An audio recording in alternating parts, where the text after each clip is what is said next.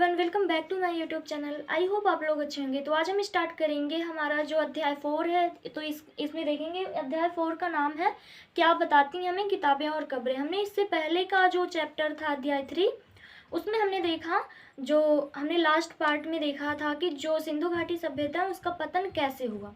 तो हमारा जो सिंधु घाटी सभ्यता है वो लगभग 8 भागों में हमारा कंप्लीट हो गया है। और प्लेलिस्ट में आप लोग अगर ना देखे हो तो प्लेलिस्ट में आप लोग जाकर उसे देख लीजिए, उसके बाद ये क्लास आप लोग देखिए।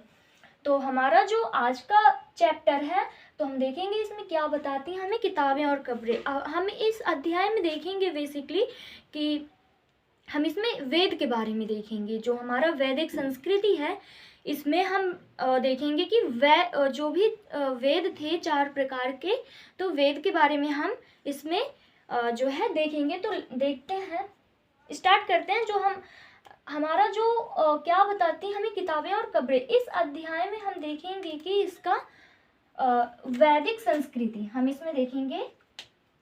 स्टार्ट होता है हमारा वैदिक संस्कृति से। हम कौन सी संस्कृति इसमें पढ़ेंगे? तो वैदिक संस्कृति।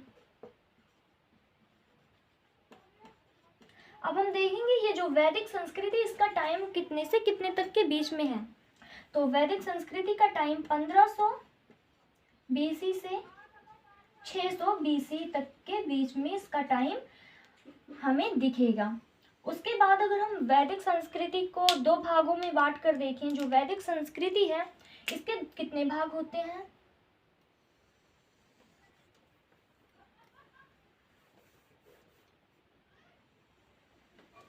2 भाग होते हैं। कौन कौन से? एक वैदिक संस्कृति, वैदिक काल,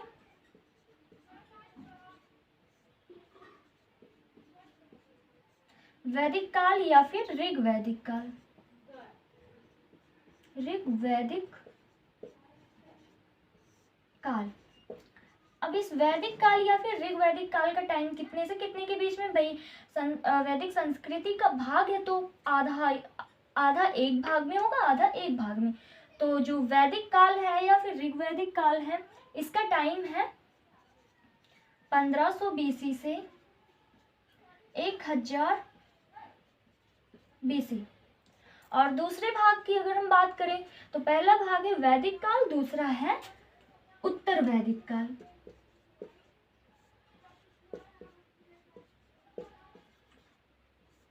उत्तर वैदिक काल या फिर पोस्ट वैदिक पीरियड। अब हम देखेंगे उत्तर वैदिक काल का जो टाइम है इसका टाइम कितने से हमारा काइंड हुआ है। जो वैदिक काल है तो 1000 से, तो इसका टाइम होगा 1000 बीसी से 600 बीसी। तो जो उत्तर वैदिक काल का टाइम है वो 1000 बीसी से 600 बीसी है। अब इसमें हम देखेंगे जो ये वैदिक काल है, हम अगर इसमें देखें तो हमारे किताबों में ऋग्वैदिक वाले किताब का समय यहाँ से यहाँ तक दिया गया है। और इसमें हम उत्तर वैदिक काल में हम जनरली क्या देखेंगे, तो हमारा जो सनातन धर्म है, सनातन धर्म या फिर हिंदू धर्म, तो हम उत्तर वैदिक काल में देखेंगे जो सनातन धर्म है या हिंदू धर्म है इसके ग्रंथों के बारे में देखेंगे।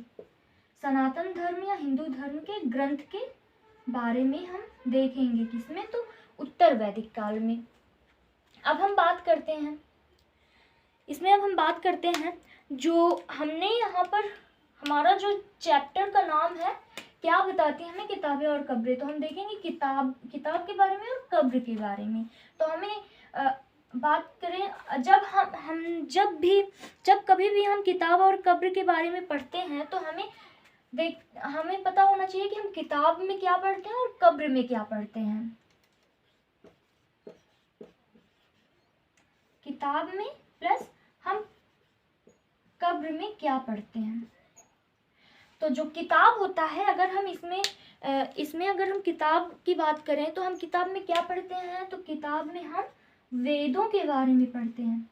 और कब्र में हम पढ़ते हैं महापाषाण के बारे में। तो यहाँ तक हम देख चुके हैं। जो किताब होता है, किताब में हम वेद के बारे में पढ़ते हैं और कब्र में हम महापाषाण के बारे में पढ़ते हैं। आप लोग यहाँ तक नोट कीजिए, आगे चलते हैं।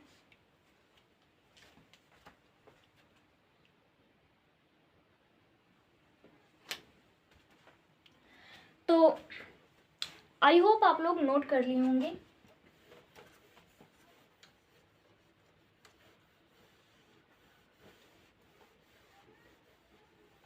हमने कहाँ तक देखा है? किताब और कब्र के बारे में। तो हमें पता हो गया है कि किताब में हम क्या देखते हैं, तो वेद देखते हैं। अब हम बात करते हैं वेद के बारे में। हम पढ़ेंगे तो वेद, बात करेंगे वेद कितने प्रकार के होते हैं। हम देखेंगे वेद के प्रकार।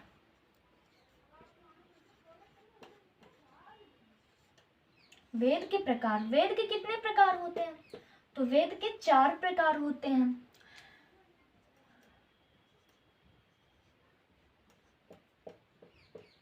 अब हमें इन सब के नाम लिखते हैं। जो 4 प्रकार के वेद होते हैं, तो चारों प्रकार के वेद के नाम लिखते हैं। पहला वेद है जो हमारा, पहले वेद का क्या नाम है? ऋग्वेद।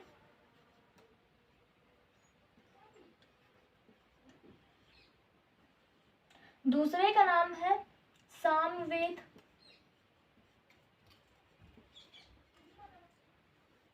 और तीसरे का नाम है यजुर्वेद।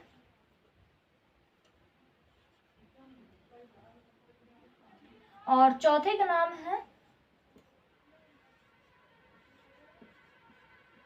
अथर्ववेद। तो हमें नाम पता चल गया है कितने, जो वेद के कितने प्रकार होते हैं, तो 4 प्रकार होते हैं। पहला ऋग्वेद, दूसरा सामवेद, तीसरा यजुर्वेद और चौथा अथर्ववेद। तो अब हम इसमें एक मेन पॉइंट है, इसे देख लेते हैं। हम अगर पहले का अगर इतिहास पढ़ें तो हमारे पास कितने वेद हुआ करते थे? तो केवल 3 वेद हुआ करते थे। कितने? 3। अब इन 3 वेद को एक नाम से लोग जानते थे, उसका नाम था वैदेत्री।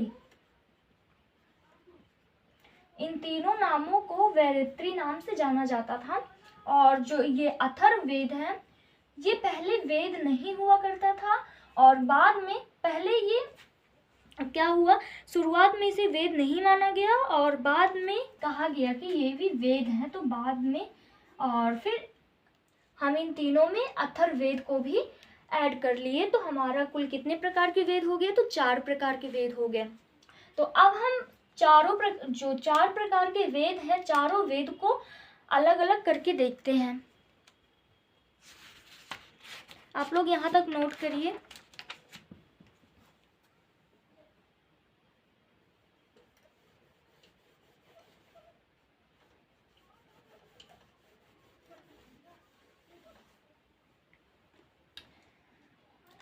हम देखते हैं ऋग्वेद। हम देखेंगे ऋग्वेद में हमें क्या क्या पता होना चाहिए। पहली बात तो हमें पता होना चाहिए ऋग्वेद का विषय क्या है, और फिर ऋग्वेद जो है, ऋग्वेद की भाषा क्या है, ऋग्वेद के उपवेद क्या है, फिर देखेंगे ऋग्वेद में पुरोहित क्या है, और फिर उसमें देखेंगे ऋग्वेद की शैली। तो हम पहली बात इसमें देखेंगे ऋग्वेद की विषय, इसके विषय के बारे में हम लोग देखेंगे कि इसका विषय क्या है। फिर इसमें हम देखेंगे भाषा, इसकी ऋग्वेद की भाषा क्या है। फिर इसमें हम देखेंगे उपवेद, इसमें उपवेद क्या है। फिर इसमें देखेंगे पुरोहित, और फिर लास्ट में इसमें देखेंगे शैली, इसकी शैली क्या है।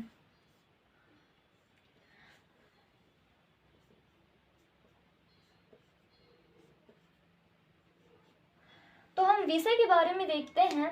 तो ऋग्वेद में लोग देवी देवताओं का पूजा पाठ किया करते थे। तो ऋग्वेद में लोग देवी देवताओं का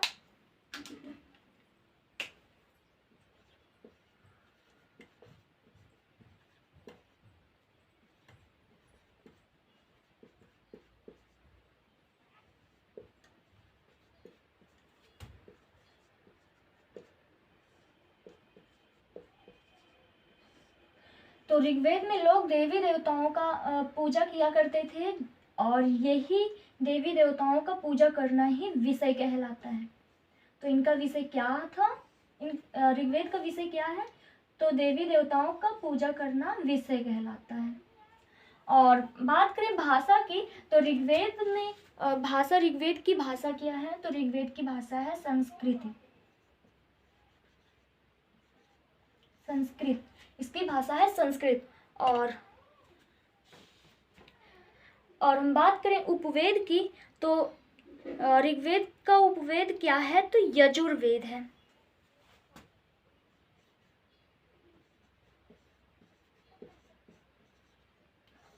ऋग्वेद का उपवेद क्या है, तो है यजुर्वेद। और इसमें हम देखेंगे इसका मुख्य विषय जो यजुर्वेद है, सॉरी यजुर्वेद नहीं, आयुर्वेद।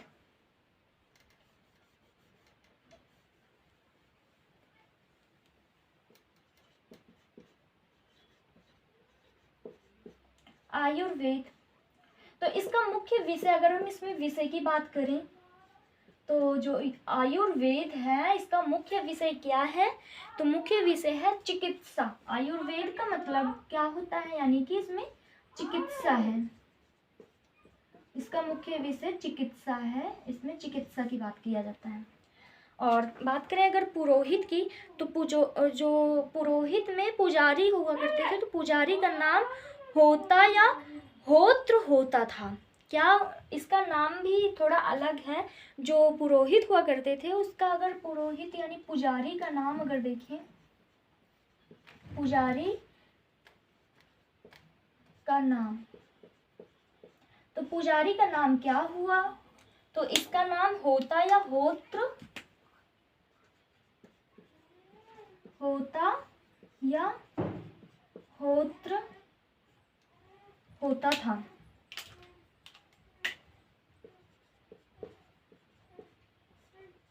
तो इसका क्या नाम होता था, होता या फिर होत्र।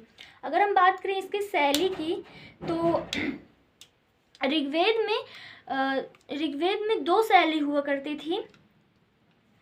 जो ऋग्वेद होता है इसमें शैली की बात करें तो इसमें 2 शैली हुआ करती है, एक एक गद्य और एक पद्य।